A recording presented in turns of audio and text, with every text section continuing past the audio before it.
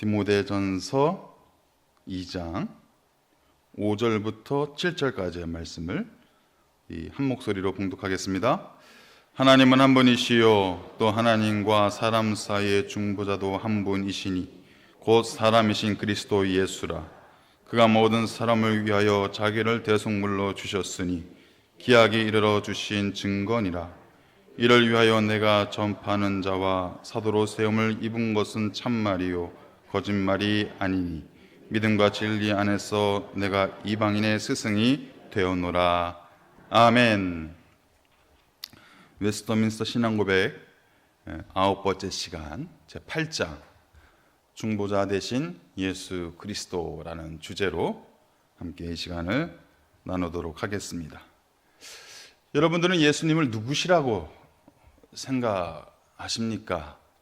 각자가 생각하는 예수님에 대한 정의가 아마 있을 것 같아요. 예수님은 누구신가에 대한 설문조사를 제가 한번 찾아봤는데요. 전 세계 26개국 2만 5천 명에 가까운 10대 청소년들을 대상으로 해서 미국에 있는 기독교 여론 업체인 바나라는 곳에서 조사를 했어요. 그래서 예수님이 누구신가라는 것을 질문을 했죠. 그랬더니 49%가 예수님을 사랑한다 라고 답변을 했어요. 중복해서 답변을 했는데, 또 이어지는 46%는 희망을 주신다, 예수님은 희망을 주시는 분이다 라고 답변을 했습니다. 또 이어지는 43%는 예수님은 사람을 아낀다, 사람을 돌보고 사람을 아끼는 분이다 라고 답변을 했어요. 또 38%는 예수님을 믿을 만한 가치가 있는 분이다, 믿을 만한 가치가 있는 분이다 라고 답변을 했습니다. 이어지는 37%는 너그럽다, 예수님은 너그러우신 분이다. 뭐 다 맞는 말이에요. 그런데 그 또 밑에 보면은 여러 가지 답변이 이렇게 쭉 이렇게 항목들이 나오는데, 제가 그 답변의 내용들을 보면서 정말 중요한 답변이 빠져 있다는 것을 발견했어요. 예수님에 대한 여러 가지 정의들을 우리가 살펴볼 수가 있어요. 그런데 이것은 우리들이 감정적으로 느끼는 예수님에 대한 정의를 말하고 있는데, 정말 중요한 예수님에 대한 정의가 빠졌더라고요. 그거의 답변을 제가 찾아봤는데 못 찾았어요. 그 답변을 안 한 거예요, 한 명도. 그것이 무엇입니까? 예수님은 우리의 구원자시다. 또 예수님 우리의 중보자시다. 여러분, 이것만큼 중요한, 예수님을 정의 내릴 수 있는 이것만큼 중요한 것은 없어요. 다른 여타의 사랑이 많으신 분, 너그러우신 분, 인내하신 분, 사람을 잘 돌보시는 분, 그런 내용들도 물론 예수님을 수식할 수 있는 여러 가지 설명이 되겠지만, 가장 중요하고 빠질 수 없는 것이 무엇이냐? 예수님은 우리의 구원자라는 거예요. 그리고 우리의 중보자이다 라는 것을 우리가 살펴봐야 한다는 것입니다. 그래서 오늘 주제가 중보자이신 예수 그리스도, 중보자 예수 그리스도에 대해서 우리가 살펴보는 것이죠. 여러분, 중보자가 누구입니까? 틀어진 관계, 어긋난 관계, 깨어진 관계, 이 관계들을 회복시켜 주시고 또 화해시켜 주시는 분이 바로 중보자의 역할이에요. 그렇기 때문에 이 화해시키고 갈등을 치유시키고 또 그 갈등을 새롭게 하기 위해서는요, 이 양쪽의 모든 입장을 대변할 수가 있어야 돼요. 중재자로 또 중보자로서 역할을 하기 위해서는 그 양극단에 벌어져 있는 그 갈등의 구조 속에서 이 양극단에 있는 입장을 충분히 스스로 설명할 수가 있고 그것을 대변할 수가 있어야 된다는 거예요. 그러니까 양극단을 다 알아야 된다는 거예요. 그래야 중재할 수가 있습니다. 한쪽으로 치우쳐서는 절대로 중재가 안 되는 거죠. 요즘 정치판을 보세요. 중재가 됩니까? 안 돼요. 내 고집만 앞세우고 내 생각만 앞세우고 있잖아요. 상대편을 인정하지 않잖아요. 그런 상황에서 중재가 안 되는 것이죠. 중보할 수가 없는 것이죠. 사람과 하나님과의 관계도 이런 양극단의 벌어져 있는 갈등의 구조였어요. 왜죠? 사람이 죄를 범했잖아요. 원죄를 가지고 있잖아요. 급기야 성경에서 뭐라고 표현합니까? 하나님의 원수된 자다.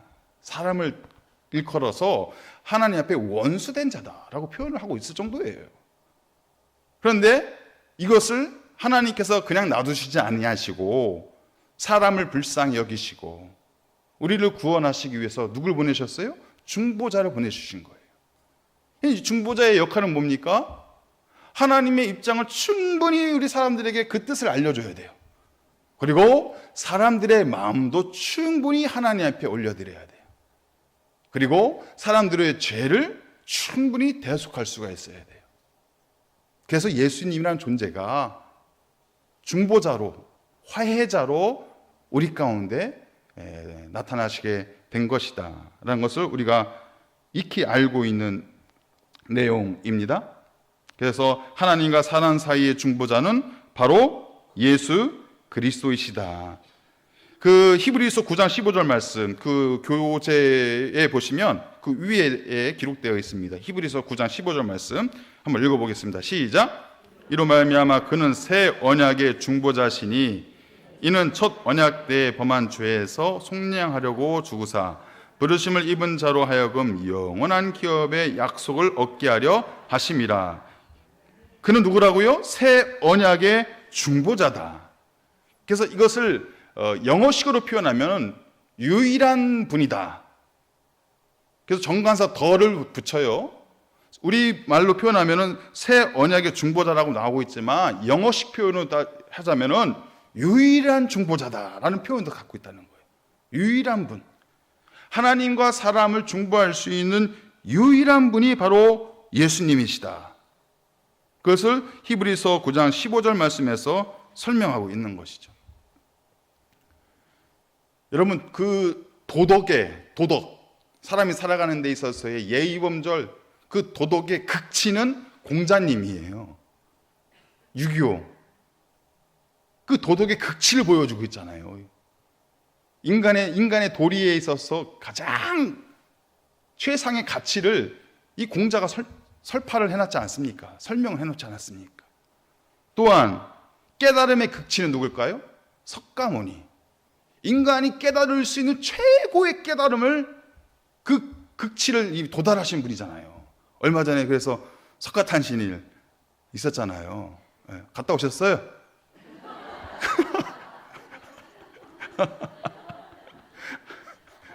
아니 그 TV로 보니까 뭐 거기에 맨 앞줄에 뭐 정치인들도 있고 그러는데 또 보니까는 막 목사님들도 계시고 그러시더라고요. 그래서 막 여러 종교에서 갔더라고요. 저는 안 불렀는지 모르겠어요. 그 깨달음의 극치를 이제 거기 석가모니가 달성을 했잖아요. 그래서 그 깨달음을 전수받고 또 그것을 따라서 살아가는 사람들이 불자들 아닙니까? 그런데 공자든 석가모니든 내가 중보자다라고 말하는 사람 한 사람도 없어요. 왜냐하면 본인들이 아니까. 그 도덕과 깨달음이 극치에 올라간 사람들은 자신의 본질을 알아요. 그래서 내가 당신들을 구원할 수 있는 중보자라고 절대 얘기를 할 수가 없습니다. 그렇게 얘기를 하지도 않았어요. 우리나라 불교 사상 가장 큰 스님으로 알려져 있는 성철 스님, 이분이 여러 가지 말씀들을 우리에게 남겨놨잖아요. 유명한 말이 뭐가 있죠? 산은 산이고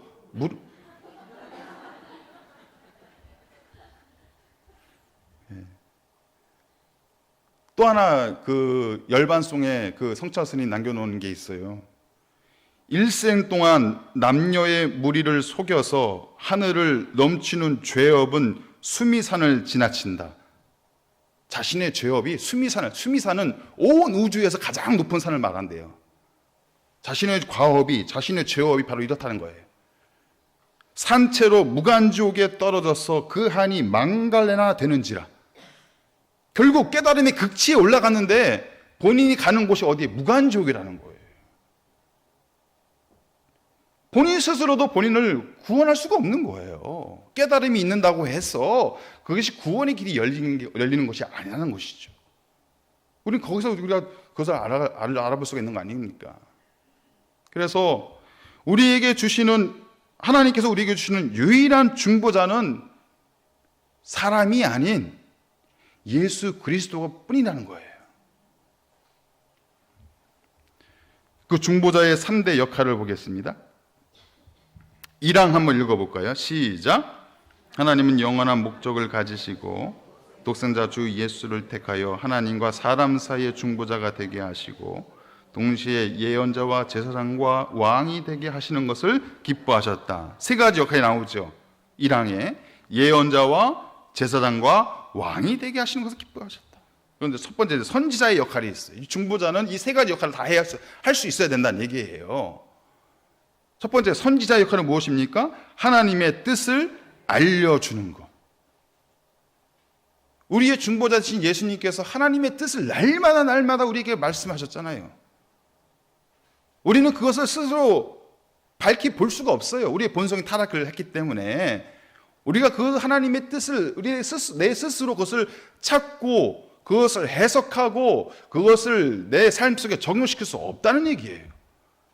그 하나님의 뜻을 알려주시는 분이 있어야 된다는 거예요. 우리에게 선지자의 역할로서 그것이 바로 예수 그리스도의 중보의 사역이었다는 거예요. 그 중보의 사역, 우리에게 하나님의 뜻을 알려주는 가장 확실한 방법이 무엇입니까? 이 문자로 되어 있는 하나님의 뜻, 하나님의 말씀. 이 말씀은 파고 또 파고 들고 또 들어도 늘 새로워질 수밖에 없어요.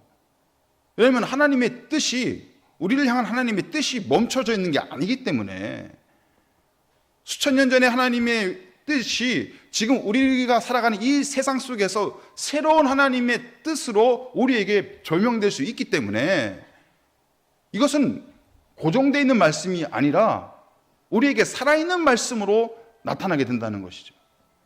그래서 예수님께서 중보자 되신 사역은 무엇이냐? 하나님의 뜻을 우리에게 알려주는 것, 그것이 바로 선지자의 역할이라는 것입니다. 사람들이 많이 알고 있는 것 같은데 많이 몰라요. 의외로. 굉장히 많이 배운 척하고 겉으로는 굉장히 똑똑한 척 하는데 모르는 게 너무 많아요, 사실은. 가장 본질적으로 모르는 게 두 가지가 있습니다. 첫 번째는요, 자기 자신을 몰라요. 내 상태가 어떤 상태인지, 내 마음이 어떤 마음인지, 나라는 사람이 어떤 사람인지를 몰라요. 그래서 내가 이 상황 자체를 끌고 가야 되는데 나를 모르니 상황에다가 나를 맡기는 거예요. 되는 대로 사는 거예요. 그러니까 되는 대로 그렇게 살아가는 사람들이 참 많이 있습니다. 자기 스스로를 몰라요. 또 하나는 죄악으로 인해서 하나님을 모르는 거예요. 하나님을 알 수가 없는 거예요. 굉장히 많이 아는 척하지만 하나님의 존재에 대해서 알 수가 없다라는 것입니다. 그것을 알려주시는 분이 누구예요? 선지자 되시는 우리의 중보자 예수 그리스도가 우리에게 알려주시는 거죠. 뭐라고 알려주십니까? 죄된 인생은 이 땅에서 죽을 수밖에 없다. 그러나 하나님께서 그 인생을 불쌍히 여겨주셔서 구원의 길을 열어놓으셨다. 그 예수 믿고 예수 따르면 구원의 길이 열리게 된다. 너무 명료하잖아요. 이걸 어떻게 해서든지 막 재단해하고 이것을 막 조각 내려고 하다 보니까 문제가 되는데, 하나님께서 예수님을 통해서 우리에게 주시는 말씀은 명료합니다. 분명한 메시지예요. 두 번째, 우리에게 중보자로서의 역할은 제사장의 역할입니다. 이건 영적인 역할이에요. 영적인 역할이 무엇입니까? 죄의 문제를 다룬다는 거예요. 죄의 문제를. 여러분, 우리가 이 죄의 문제를 어떻게 다룰 수가 있을까요? 재판대 앞에 가면은 이 죄의 문제가 다 해결이 됩니까? 나의 죄성이 해결이 됩니까? 죄를 범하고서 재판받고 감옥에 갔다 온들 나의 죄성의 문제가 해결됩니까? 안 되잖아요. 그 감옥에서도 해결이 안 되는 거예요. 이 죄성의 문제를 어떻게 할 거냐고요. 그것을 우리의 중보자 되신 예수님께서 제사장의 역할로, 대제사장의 역할로 오셔서 우리가 죄를 어떻게 다뤄야 되는지, 나의 죄성을 어떻게 내가 경계를 해야 되는지, 이것을 내가 어떻게 이겨낼 수가 있는지를 예수님께서 조목조목 우리에게 말씀하시잖아요. 그 길밖에 없다는 거예요. 세 번째는 우리에게 왕의 역할로 오신다는 거예요. 왕의 역할. 왕의 역할의 핵심은 뭐냐? 우리를 보호하시고 우리를 지키신다는 거예요. 내가 내 몸 하나 지키기가 어려워요. 요즘요, 그 싱크홀이라는 게 얼마나 무서운지 모르겠어요. 갑자기 가다가 땅이 확 꺼져요, 그냥. 그런 일들이 막 도처에서 일어나고 있어요. 우리나라 전국 각지에서 일어나고 있어요. 내 몸 내가 하나 지키는 것이, 보호하는 것이 쉬운 일이 아니라는 것입니다. 왕 대신 우리 주님께서 두 눈 부릅뜨고 우리를 살피시고 우리를 지키실 때만이 우리가 평안한 삶으로 살아갈 수 있게 된다는 거예요. 그렇다면 중보자 되신 예수님께서 선지자로서, 제사장으로서, 왕으로서 어떻게 인정받았는가? 여러분, 그리스도라는 뜻이 무슨 뜻입니까? 기름 부음 받은 자. 그러니까 하나님께서 이 중보자로 예수님을 세워주셨는데 그냥 세우신 것이 아니라 어떻게 세우신 거예요? 기름 부음을 하신 거예요. 기름을 부으셨다. 1절에도 말씀드렸지만 우리나라에 예수로 먹고 사는 사람들이 한 30-40명은 되잖아요. 안 만나봤어요? 예수라고, 자기가 예수라고, 내가 예수라고 하는 사람들이 많잖아요. 좀 나를, 내 스스로를 예수라고 한다고 해서 예수가 되는 건가요? 아니잖아요. 하나님의 기름 부음을 받아야 돼요. 그 사람들이 하나님 앞에 기름 부음을 받았겠어요? 아니잖아요. 오직 중보자로 하나님께서 기름 부으신 분은 예수 그리스도밖에 없는 거예요. 그래서 어떻게 인정받았는가? 하나님 앞에 기름 부음을 받았다. 두 번째, 그러면은 중보자의 자격은 어떤 것이 있는가? 예수님은 과연 어떤 분이시길래 바로 우리의 중보자가 되실 수 있는 것인가? 1번 보시면 사람의 대표로서 인성을 가지고 계시고 하나님의 대표로서 신성을 가지고 계시다. 아까 제가 말씀드렸지만 이 중보자가 되기 위해서는 사람으로서가 가능한 것이 아니에요. 하나님과 우리 사람을 중보하기 위해서는 사람이면서 하나님이셔야 돼요. 하나님이면서 사람이셔야 돼요. 그것이 바로 성육신 사건입니다. 성육신 사건. 우리의 중보자로 오실 분은 바로 그분밖에 없는 거예요. 유일한 분이시다라는 것이죠. 양극단의 대표성을 다 가지고 있어야 된다는 것입니다. 사람의 형편과 처지를 잘 알아서, 우리의 마음을 잘 알아서 우리를 중보할 수 있는 분, 하나님 앞에 저와 여러분들의 마음을 누구보다도 잘 아셔서 그 마음을 헤아리시고 그 마음을 가지고 하나님 앞에 중보할 수 있는 분, 그러기 위해서는 우리와 똑같은 감정을 느낄 수 있어야 돼요. 똑같은 통증도 느낄 수가 있어야 돼요. 똑같은 고통도 느낄 수가 있어야 돼요. 똑같은 고민도 느낄 수가 있어야 돼요. 그래야 우리 모든 것을 아시고 그것을 하나님 앞에 중보할 수가 있는 거예요. 또한 하나님의 뜻과 마음을 누구보다도 잘 아셔야 돼요. 하나님의 뜻과 마음을 누구보다도 잘 알 수 있는 분은 하나님 자신이잖아요. 그래서 하나님께서 육신을 입고 이 땅에 오신 분이 바로 중보자 되시는 예수 그리스도 아니겠습니까? 그것을 설명하고 있는 거예요. 사람의 대표로서 인성을 가지고 있어야 되고 하나님을 대표하시는 분으로서 신성을 가지고 있어야 된다. 이 두 가지를 모두 다 가지신 분만이 바로 우리의 중보자가 되신다. 그래서 예수님은 하나의 위격 속에 두 개의 본질을 가지고 계신 분이에요. 완전한 인간으로서의 본질과 완전한 하나님으로서의 본질을 그 하나의 위격 속에 가지고 계신 분이 예수님이다. 여러분, 지난번에 우리 삼위일체에 대해서 배웠잖아요. 그게 한번 배운다고 해서 쉽게 이해가 되시던가요? 그럼 여러분들은 졸업을 하셔야 돼요. 삼위일체의 개념은 우리가 도저히 풀어낼 수가 없는 개념이에요. 아, 그렇겠구나라고 지금은 희미한 그림자처럼 보이잖아요. 우리가 이제 천국에 가면 삼위일체 하나님을 만난다니까요. 그때 가서 아는 거예요. 아, 삼위일체 하나님이 이분이시구나. 완벽하게 아는 거죠. 마찬가지로 예수님의 하나의 위격 속에 신성과 인성을 완벽하게 가지고 계시다는 것도 이거는 해석할 수가 없어요. 해설할 수가 없는 거예요. 그래서 이것을 풀어보기 위해서 교회 역사에서 많이 도전을 하고 시도를 했지만 완벽하게 풀어낼 수가 없는 거예요. 그 중에 여러 가지 종교회의가 역사상 있었는데 니케아 종교회의가 있었고, 이어서 콘스탄티노플 종교회의가 있었고, 에베소 종교회의가 있었고, 맨 마지막에 칼케돈 종교회의가 있었습니다. 이 네 가지 중요한 이 종교회의에서 예수님의 신성과 예수님의 인성을 다뤘어요. 그리고 마지막 칼케돈 종교회의에서 꽝 도장을 박은 거예요. 지금 그 교재에 나와 있는 것처럼 431년에 칼케돈 종교회의에서 마지막 결론을 내렸다는 거예요. 그것이 칼케돈 신조로 나오고 있는데 그 핵심이 세 가지가 핵심 내용이라는 거예요. 첫 번째는요, 베레 호모 베레 네우스라는 단어예요.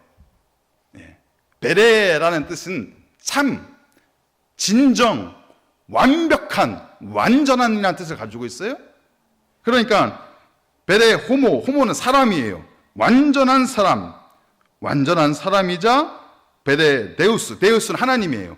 완전한 하나님이다. 예수님은 완전한 인간이면서 완전한 하나님이시다를 이때 도장을 딱 찍어 놓은 거예요.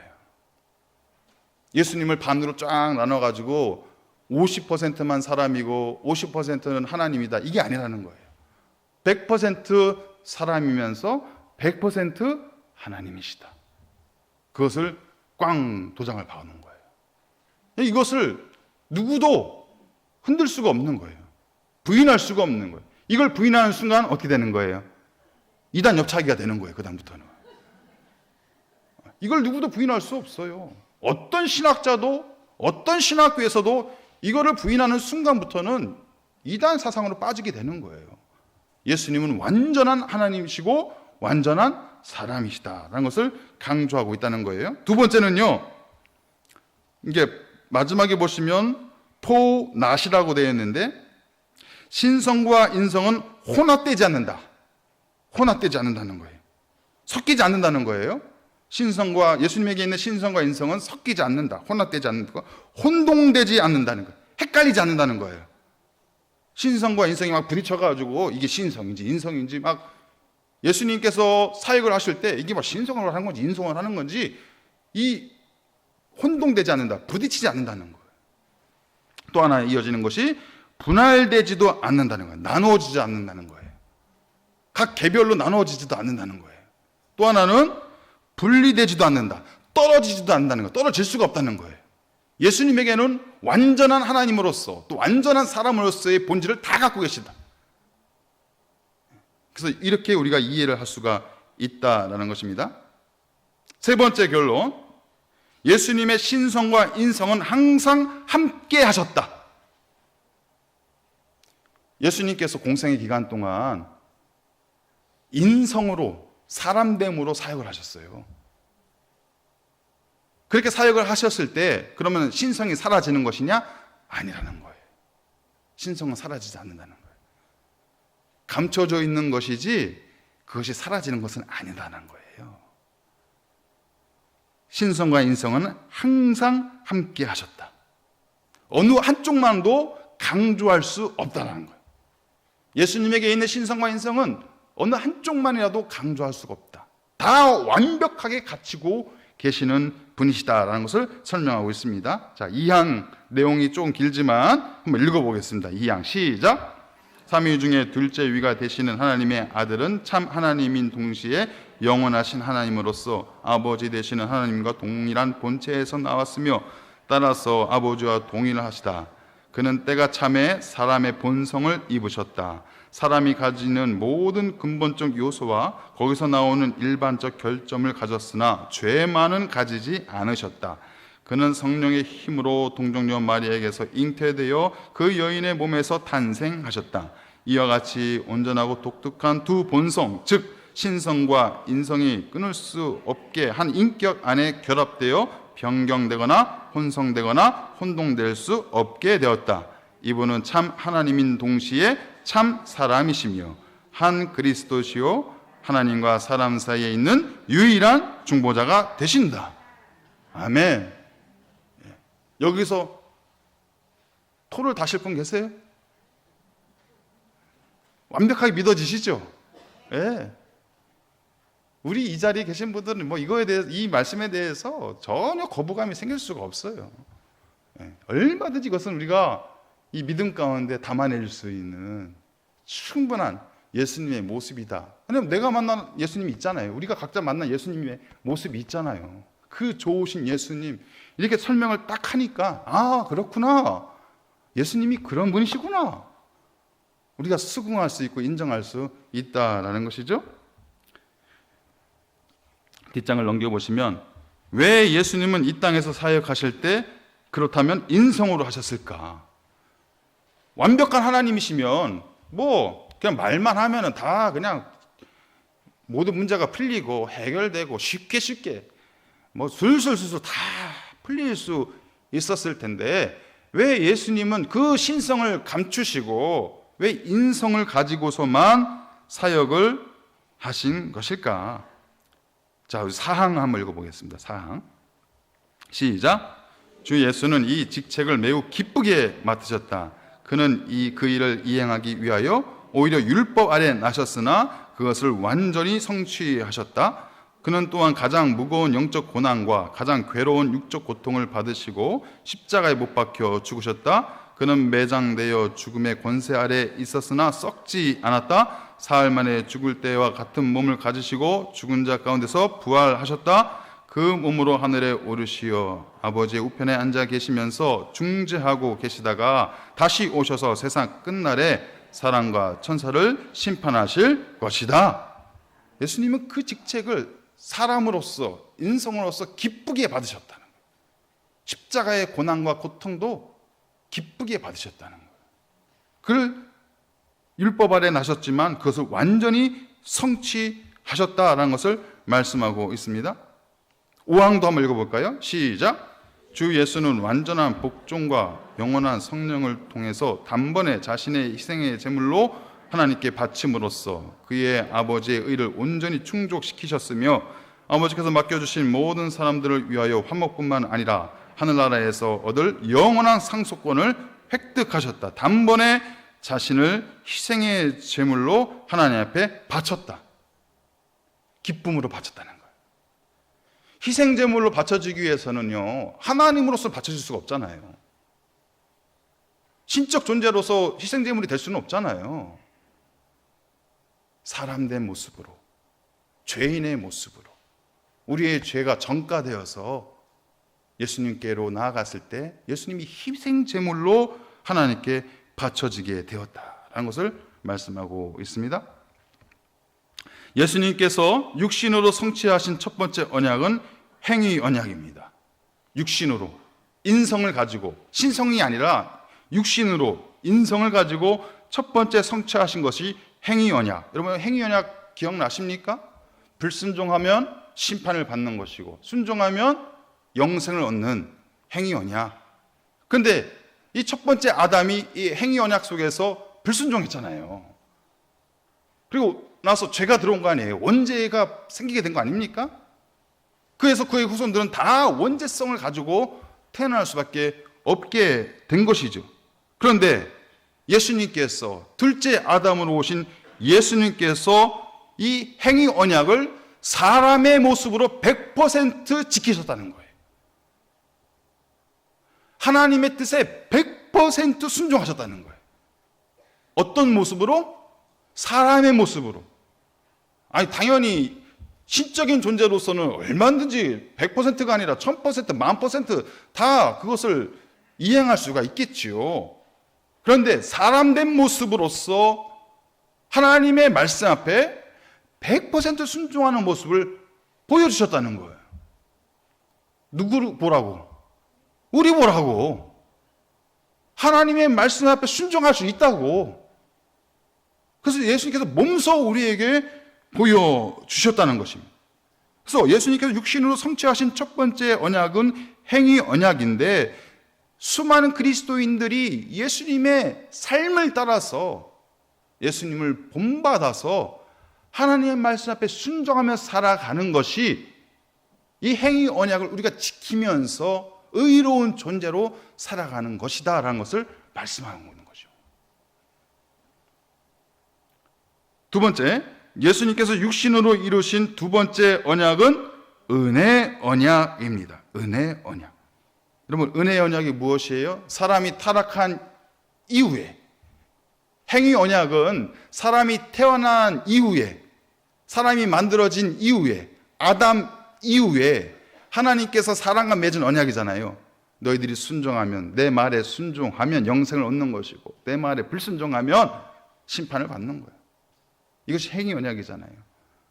은혜 언약은 무엇입니까? 사람이 타락한 이후에, 이제는 타락한 이후에 그 사람을 구원하기 위해서, 타락한 인간을 구원하기 위해서 하나님께서 우리에게 주신 것이 바로 은혜 언약이다.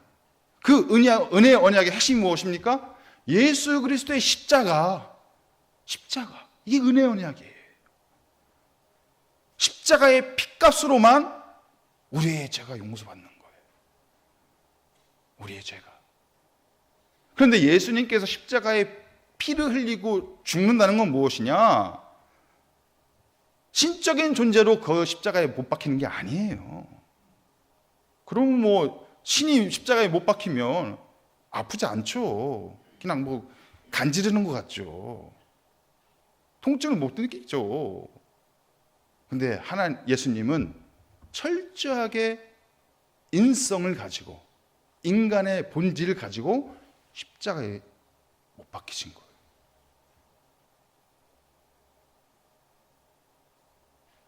내 손에 못이 박히면 느끼는 통증을 똑같이 느끼신 거예요. 우리는 100을 느낀다면 뭐 예수님은 1밖에 안 느끼겠지? 아니에요. 똑같이 100을 느끼시는 분이에요. 그래서 십자가의 희생 제물로 은혜 언약을 사람의 본질로 완성하셨다. 저와 여러분의 죄값을 예수님께서 은혜 언약으로 완성하셨다라는 것을 설명하고 있는 것입니다. 완벽하게 인성을 가지고, 사람의 본질을 가지고 행위 언약을 완성시키셨고요, 십자가의 은혜 언약을 완성시키셨다는 거예요. 하나님으로서 완성시킨 게 아니에요. 사람의 육신을 입고 그 언약을 완성시키셨다는 것입니다. 그러면 예수님의 공생의 기간 동안 이 신성은 어떻게 된 것인가? 예수님은 이 공생의 기간 동안 철저하게 인성으로만 사역을 하셨는데, 그리고 성령을 의지하며 사역을 하셨는데, 그 신성은 어떻게 되었는가? 아까도 말씀드렸던 것처럼 그 신성은 감춰져 있던 거예요. 예수님의 사역 가운데는 신성이 나타나지 않았어요. 그래서 예수님의 공생의 기간 동안 나타냈던 기적이나 무슨 수많은 이적이나 그 모든 사역은요, 성령을 받아서 하신 거예요. 성령을 받아서, 성령을 의지해서. 그걸 누구에게 보여주는 거예요? 제자들에게 보여주는 것이고, 오늘날 우리 그리스도인들에게 보여주는 거예요. 성령을 의지하며 살아가라. 그리스도인의 삶은 성령을 의지하며 살아가는 것이다. 성령의 도움을 받아야 된다. 성령의 기름 부으심을 받아야 된다. 성령의 은혜를 받아야 된다. 성령의 충만함을 받아야 된다. 아멘 할 때까지 할 거예요. 성령의 능력을 받아야 된다. 성령의 권능을 받아야 된다. 성령의 축복을 받아야 된다. 네. 성령을 받고 그 사역들을 보여주신 거예요. 우리에게 보여주시는 거예요. 3번 넘어가겠습니다. 중보자는 누가 임명하는가? 당연히 성부 하나님께서 임명하셨지요? 네, 1랑 한번 읽어볼까요? 시작.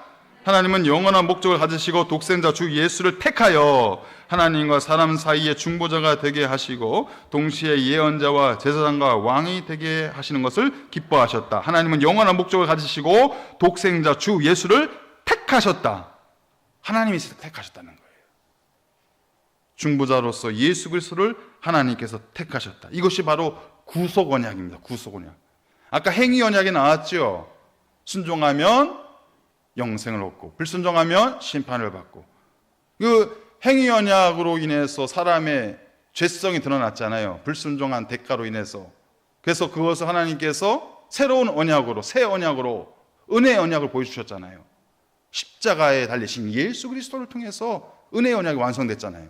그런데 이 행위 언약과 은혜 언약을 포괄하는 언약이 있어요. 그것이 바로 구속의 언약입니다.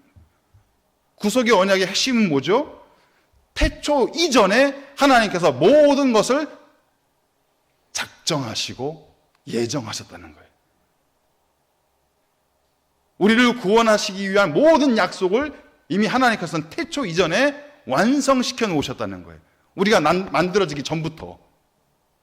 그래서 그 언약을 누가 맺은 거예요? 삼위일체 하나님께서, 성부, 성자, 성령 하나님께서 그 언약을, 구속의 언약을 태초에 완성시켜 놓으신 거예요. 그것을 말씀하고 있는 것입니다. 이미 태초에 하나님께서 구속의 언약으로 예수를 선택하셔서 우리의 중보자가 되도록 택하여 놓으셨다. 그것을 설명을 하고 있는 것입니다. 그리고 두 번째 보시면 예수께서 기꺼이 그 중보자의 역할을 맡으셨다. 아까 우리가 사항을 읽었었지요. 한번 읽어볼까요? 시작. 주 예수는 이 직책을 매우 기쁘게 맡으셨다. 매우 기쁘게 맡으셨다. 아, 왜 나한테 시켜요? 그 힘든 일을 왜 나한테 시켜요? 그것을 거부하고 사양한 것이 아니라, 네, 제가 그 역할을 맡아야지요. 하나님의 백성들을 위해서라면, 하나님의 백성들을 구원하는 일이라면 어떠한 인생의 쓴 잔도 내가 마다하지 않고 마시겠습니다. 기꺼이 저와 여러분들을 위해서 그 직책을 맡으셨다라고 설명을 하고 있는 것입니다. 세 번째, 그래서 성부께서 예수에게 성령의 능력을 주셔서 중보자의 사명을 감당할 수 있게 하셨다. 사망을 한번 읽어보겠습니다. 시작. 인성을 입으심으로써 신성과 결합되신 주 예수는 성령으로 인하여 한량없이 성화되고 기름 부음을 받으셨다. 누구로 인하여? 성령으로 인하여. 성령을 의지하여 성령의 도움을 힘입어 예수님은 인성으로서의 모든 사역을 100% 감당하셨다는 거예요. 왜 성령의 인도하심과 성령의 기름 부으심을 받았을까요? 예수님께서 완전한 하나님이신데 우리에게 보여주시는 거예요. 항상 우리에게 보여주시는 거예요. 제자들에게 보여주시는 거예요. 봐라, 내가 성령을 이렇게 의지하며 이 땅에서의 사역을 마치는 것처럼 너희들의 삶도, 너희들의 인생도 성령을 의지해야만 한다. 성령의 권능을 받고 성령의 능력을 받고 예루살렘과 온 유대와 땅 끝까지 나아가서 복음을 전하라. 이것이 너희에게 있는 사명이다. 여러분, 그 사명이, 그 모습이 제자들에게만 있는 건가요? 우리에게도 동일하죠. 성령의 기름 부심이 있어야 되는 거예요. 성령의 충만함이 있어야 되는 거예요. 우리 그 지난 주일에 3부 예배 가운데 여러분, 그 아이들이 앞에서 율동하고 춤추는 것이 그 재롱이 아닙니다. 성령의 춤이에요, 그게. 성령이 그 시간 가운데 우리 아이들에게 쫙 임하시는 거예요. 이쪽에 있는 아이는 계속 이쪽에서 오른쪽 가면 자기는 왼쪽 가고, 성령이 하시는 거예요. 성령의 기름 부으시는 충만하심을 그 아이들이 이 자리에서 경험을 하는 거 아닙니까? 성령의 율동, 성령의 춤을 추면서 우리 부모 세대, 할아버지 할머니 세대의 그 믿음을 본받아서 마치 제자들이 예수님의 삶을 본받은 것처럼 성령을 의지하셨던 예수님의 그 공생의 사역을 본받은 것처럼 우리 자녀 세대가 우리 어른 세대의 신앙과 그 믿음의 모습을 본받아서 이 자리에 나와서 함께 찬양하고 춤추고 기도하고 하는 그 모습들이 바로 성령의 임재를 누리게 되는 거예요. 단지 그것이 하나의 그냥 재롱거리로 끝나는 시간이 아니라는 것입니다. 그런 성령의 임재가 충만한 우리 동네 중앙교회가 가장 사모해야 될 교회의 모습이 있다면 이런 성령의 임재가 충만한 교회가 되어야 될 줄 믿습니다. 성령의 임재가 충만한 우리의 삶도 하나님께서 선하게 인도해 주실 줄 믿습니다. 그래서 성령의 능력을 부어주셨다라는 것을 우리가 알 수가 있습니다. 네 번째, 중보자로서 예수님의 사역은 누구에게 적용되는가? 누구에게? 예수님의 중보자의 사역은 과연 누구를 위한 것인가? 이런 질문이에요. 누구를 위한 것인가? 1항과 8항을 쭉 읽어보겠습니다. 1항과 8항 시작.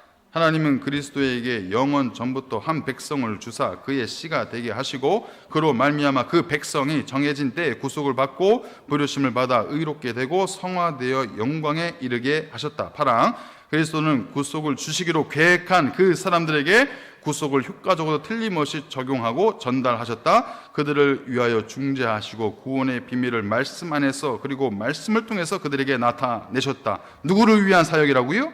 영원 전부터 한 백성을 주사 그의 씨가 되게 하시고 그로 말미암아 그 백성이 있다는 거예요. 정해져 있는 백성이 있다는 거예요. 분명한 대상이 있다는 거예요. 예수님의 중보의 사역은 분명한 대상에게만 해당이 된다는 거예요. 8항에 있는 것처럼 구속을 주식으로 계획한 그 사람들, 여러분들, 우리들, 예수님을 영접하지 않은 사람들에게는 예수님의 중보의 사역이 아무런 의미가 없다는 거예요. 태초부터 구원의 예정 가운데, 작전 가운데 들어와 있는 하나님의 백성들에게만 예수님의 중보의 사역은 효력이 나타난다는 거예요. 그것을 설명하고 있는 것입니다. 오늘 새벽 기도회 때 나누었던 말씀인데, 여러분, 이삭에게는 쌍둥이 아들이 있었잖아요. 야곱과 에서. 이스라엘 민족의 정통성은 이삭에서 야곱에게로 넘어갔습니다. 그래서 이삭, 야곱이 이스라엘 백성들이에요. 또 그 이삭의 쌍둥이 형이 있었잖아요. 에서. 그럼 에서는 어느 족속이 됐냐? 에돔 족속이 이렇게 됐어요. 에돔 족속. 에돔 족속. 그래서 에돔이라는 뜻이 무슨 뜻이에요? 붉다라는 뜻이. 붉다. 왜 붉을까요? 에서가 야곱에게 장자권을 팔아 넘겼잖아요. 뭐 큰 돈을 바꿔서 팔아 넘겼나요? 팥죽 한 그릇. 팥죽 한 그릇. 그 빨간색 팥죽 한 그릇. 그거 받고 넘겼잖아요. 그래서 에서의 후손을 에돔 족속이라고 하는 거예요. 이 에돔 족속이 어디에다가 왕국을 세웠냐면 지금의 요르단 지역. 지금의 요르단 지역이 바로 이 에돔 왕국입니다. 근데 이 에서로 시작된 이 에돔 족속은 하나님을 안 섬겼어요. 가나안 이방 신들을 섬겼어요. 한 혈연 관계잖아요.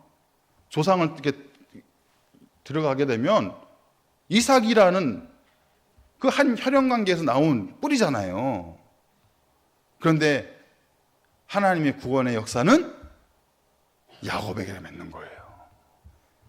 이스라엘 백성에게 맺는 거예요. 에돔 족속에는 없는 거예요.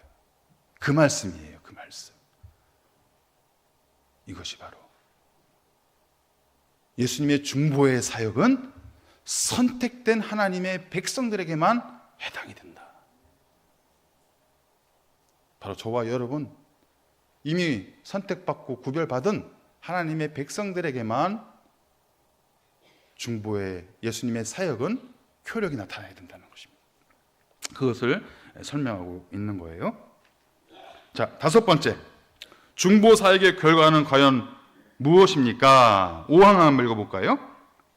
주 예수는 완전한 복종과 영원한 성령을 통해서 단번에 자신을 희생의 제물로 하나님께 바침으로써 그의 아버지의 의를 온전히 충족시키셨으며 아버지께서 맡겨주신 모든 사람들을 위하여 화목뿐만이 아니라 하늘나라에서 얻을 영원한 상속권을 획득하셨다. 예수님께서 완전한 하나님의 의를 충족시켜 주셨어요. 누구를 위해서? 예수님은 이미 하나님이시잖아요. 예수님은 더 이상 의로우실 수가 없는 분이에요. 그럼 누구를 위해서 의를 충족시켜 주신 거예요? 우리를 위해서, 우리를 위해서. 저와 여러분들의 의를 위해서 우리가 도저히 그것을 달성할 수 없기에 예수님께서 우리의 의를 충족시켜 주셨다는 거예요. 그리고 나오는 것이 무엇이죠? 영원한 상속권을 획득하셨다. 예수님은 독생자 예수 그리스도입니다. 그렇죠? 상속권이 필요 없는 분이에요. 이미 본질적으로. 그런데 누구를 위해서 영원한 상속권을 획득하신 걸까요? 저와 여러분들을 위해서, 나를 위해서 그 영원한 하나님 나라의 상속권을 획득하셨다는 거예요. 그래서 예수만 믿으면 의로워지는 것이고 예수만 믿으면 영원한 상속권이 우리에게 주어지는 거예요. 여러분, 상속권의 개념은요, 반드시 상속을 해줘야 되는 거예요. 이건 법적인 용어예요. 법적인 용어. 그래서 상속권이 있다는 얘기는 뭐냐면 완벽하게 100% 상속을 해줘야 된다는 거예요. 그 상속권을 이미 우리에게 획득시켜 주셨다는 것입니다. 누구를 믿을 때? 예수를 믿을 때. 중보자이신 예수 그리스도께서 우리의 의를 충족시켜 주셨고 우리에게 영원한 상속권을 획득하여 주셨다라는 것입니다. 그래서 예수님 좋은 분이에요, 예수님 착한 분이에요, 여기서 끝나는 게 아니에요. 우리는 예수를 만나고 예수를 믿어야만 사는 거예요. 이 고백이 우리의 고백이 되기를 원합니다. 아, 예수님 뭐 성인 중에 한 명이지, 대단한 위인이었지, 역사상의 인물이었지, 여기서 평가로 끝나는 것이 아니라 우리는 예수 믿어야 사는 거예요.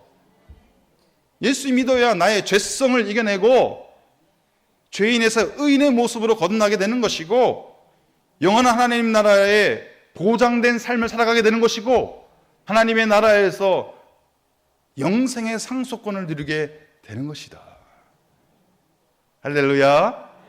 중보자이신 예수님을 통해서 이러한 믿음의 삶으로 살아갈 수 있는 우리 모두가 되시길 바랍니다. 마지막 결론 부분 맨 밑에 한번 읽어보겠습니다. 시작.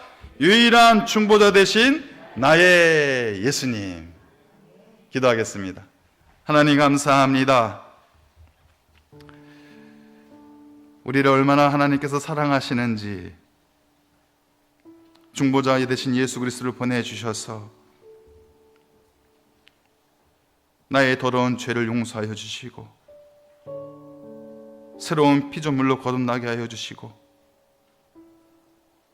의를 충족하며 영원한 상속권을 획득하게 하여 주심에 감사를 드립니다. 그 예수를 내가 생명 다하여 영접하고 믿고 따르기를 원합니다.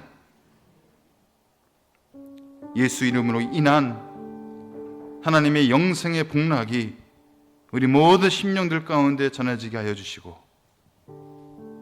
하루를 살아갈 때마다 오직 예수만 의지하며 나아갈 수 있는 거룩한 믿음의 행진이 되게 하여 주시옵소서.